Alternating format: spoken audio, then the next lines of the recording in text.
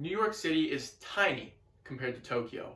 According to the Tokyo Metropolitan Government in 2015, it was estimated that 13.5 million people live there. So with a population that big, it's a very interesting city with a lot of interesting and unique aspects.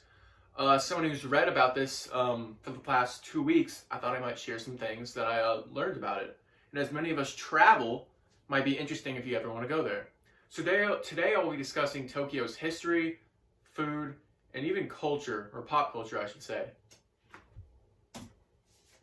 According to Tokyo Biography by Stephen Mansfield, a historian and author, the city sprung up after a man, Ota Dakan, was led by fate and erected a fortress called Edo.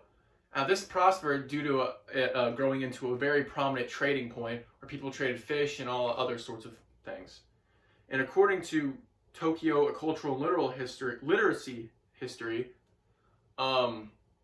as it grew and grew, around 100 years later, it was taken by the military government, but that actually just grew it more and more. And after years and years of more growth, more countries heard about Tokyo and Japan and visited and traded. But this made a faction of Tokyo, and even Japan as a whole, very uncomfortable, which led to a revolution called the Meiji Restoration, according to Tokyo Biography. The Meiji Restoration, really headed by Mitsuhito, strengthened military, it modernized Japan, and reset the social structure. Now, Japan grew and grew from this restoration and became a very big world power, but it also dealt with disasters like the 1923 Kanto earthquake and the bombings of major cities like Tokyo in World War II, according to Tokyo Biography, and that really damaged the city. Following World War II, there was a period where Japan was reformed and held and occupied by the United States and other countries, according to Japan: A Concise History. And the reforms and laws passed actually led to Japan becoming and bouncing back, becoming the world power they once were. So let's get into food. A big food in Japan that most of y'all know is rice. According to the History of Japanese Food by Naomichi Ishige, rice in Japan is a very popular food that's usually just eaten boiled, not much anything else on it, except maybe a side dish of like meat or vegetables and something like of similar sorts. Now, it's very popular way back a couple centuries ago because it was very easy to grow, it was very easy to buy. Another popular food in Japan was fish. It's got a lot of fish markets and places like that. And according to Tsukiji, the fish market, the center of the world, talks about the Tsukiji fish market. Sylvie Bester, a visitor and author, writes, approximately 19.4 million fish, frozen fish, and seafood leave that place a day. And that provides food for many people across the world, and even Tokyo for that matter. And finally, the last food I want to talk about is ramen. According to George Solt, the author of The Untold History of Ramen, which goes into everything about ramen and, well, its history, it talks about the many components, which it's noodles. It talks about the components including flour, salt, water, soup broth, and seafood. It also talks about the differences in Tokyo's ramen, which is actually in the broth, which actually is just chicken broth. It's mostly just chicken overall, as other places could use pork and other such things.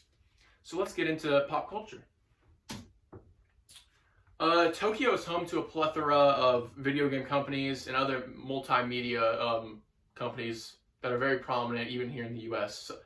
Some of these, according to JapanInfo.com, a tourism website, some of these companies that are stationed in Tokyo include Square Enix, Konami, Sega, and even Sony.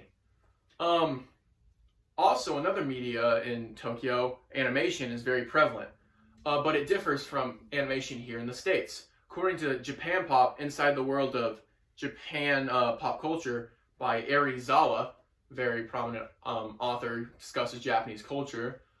He basically discusses how Japanese animation is more story-driven, it's more mature, and very, it relates more to teenagers more than our childish cartoons.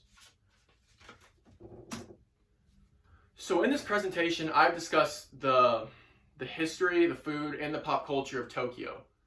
Tokyo is a very major city, and it's been around for many years, and it'll be around for many years to come.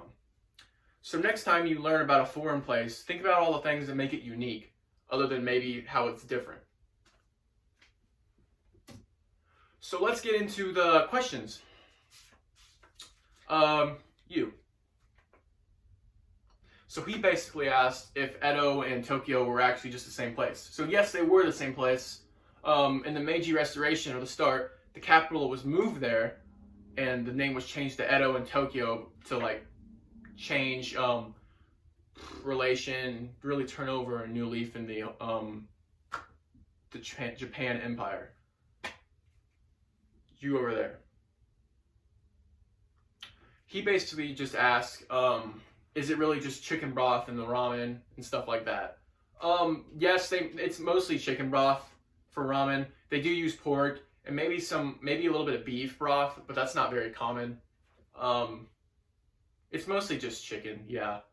But they also put seafood in it, and it's also a lot of like vegetable toppings. There's a lot of different things you can put in ramen, but in Tokyo, it's a lot of chicken broth.